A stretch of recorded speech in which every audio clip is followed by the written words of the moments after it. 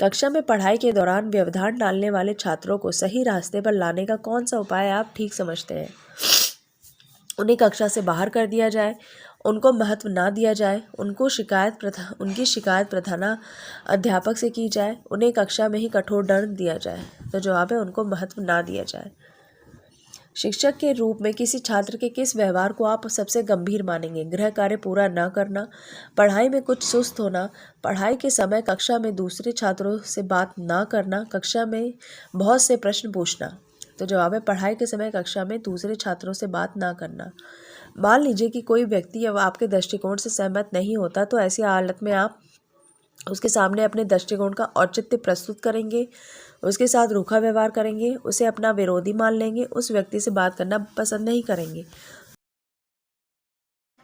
हमारा 436 क्वेश्चन है, कक्षा शिक्षण के दौरान छात्र प्रश्न पूछते और प्रश्नों का उत्तर देते हैं। इस विधि से अध्यापक को पता लगता है कि छात्र पाठ को कितना समझ रहे हैं, छात्रों में आत्मविश्वास पैदा होता है, छात्रों को अपनी बात ठीक ढंग से पूछने का प्रशिक्षण मिलता है। ये सभी।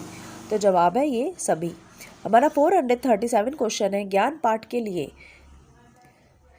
ग्लोबर योजना प्रयोग में लाई जाती है, हर्बर्ट की 5 चरण वाली प्रणाली का प्रयोग किया जाता है, गैर योजना प्रयोग में लाई जाती है, इनमें से कोई नहीं। तो जवाब है हर्बर्ट की 5 चरण वाली प्रणाली का प्रयोग किया जाता है।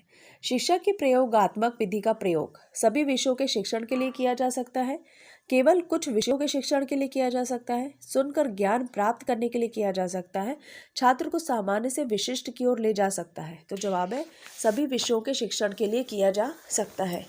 बुनियादी शिक्षा का आधार मनोवैज्ञानिक है, क्योंकि इसमें पाठ्य विषयों की अपेक्षा छात्र को प्रधानता दी जाती है। इसमें शिक्षा का आधार आर्थिक है, इसमें ज्ञानेंद्रियों को शिक्षा दी जाती है, इसमें हस्तशिल्प को प्रधानता दी जाती है। तो जवाब है इसमें पाठ्य विषयों की अपेक्षा छात्र को प्रधानता दी जाती है। हमारा 440 क्वेश्चन है, शिक्षण की ह्यूरिस्टिक विधि का प्रवर्तक कौन था? Herbert Spencer, John Adams, prof Armstrong, Munro. तो जवाब है प्रो आर्मस्ट्रॉन्ग। हमारा 441 क्वेश्चन है, शिक्षण की परियोजना पद्धति पाठ्य पुस्तक केंद्रित है, शिक्षक केंद्रित है, प्रोजेक्ट केंद्रित है, बालक केंद्रित है? तो जवाब है बालक केंद्रित है। हमारा 442 क्वेश्चन है, डॉल्टन योजना अल्प आयु के बालकों के लिए उपयुक्त है, बाल केंद्रित नहीं है, पाठ्यक्रम को साध्य मानती है, व्यक्तिगत विभिन्नताओं को स्वीकार नहीं करती? तो जवाब है अल्प आयु के बालकों के लिए उपयुक्त है। शिक्षकों द्वारा अभिभावकों के पास छात्रों की मानसिक रिपोर्ट भेजने से शिक्षक को गप्पे हाँकने का वक्त नहीं मिल जाता।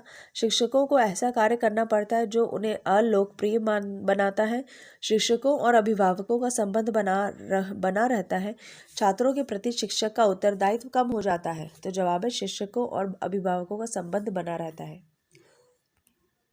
हमारा 444 क्वेश्चन है, छोटे बच्चों की ज्ञानेंद्रियों को क्रियाशील व सक्षम बनाने हेतु उनके समक्ष सामग्री रखकर निरीक्षण कराएं, उनसे वस्तुओं को उठाने रखने का कार्य कराएं, उनको क्रियाशील रखेंगे, उनको कक्षा में शांत बैठने को कहेंगे? तो जवाब है उनको क्रियाशील रखेंगे। एक शिक्षक के रूप में आप किस स्थान पर शिक्षण करना पसंद करेंगे?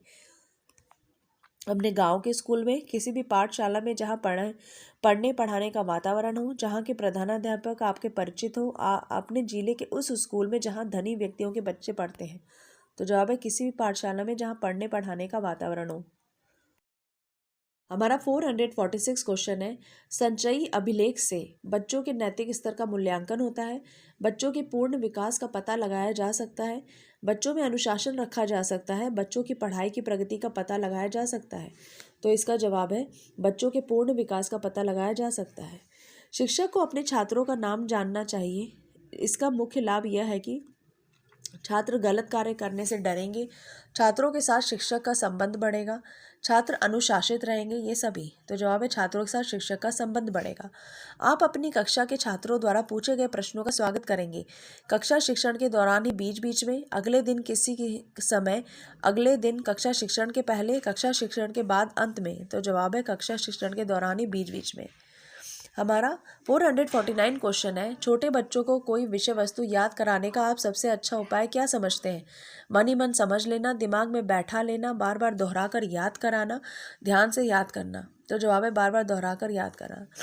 हमारा 450 क्वेश्चन है, छोटे बच्चों को पाठशाला में एक ही अध्यापक पूरे समय तक पढ़ाता है, क्या आप उससे लाभप्रद मानते हैं? इससे कोई अंतर नहीं पड़ता। इसमें अध्यापक और छात्र दोनों को हानि होती है। यह प्रथा उबाऊ है, यह लाभप्रद है। तो जवाब है यह प्रथा उबाऊ है।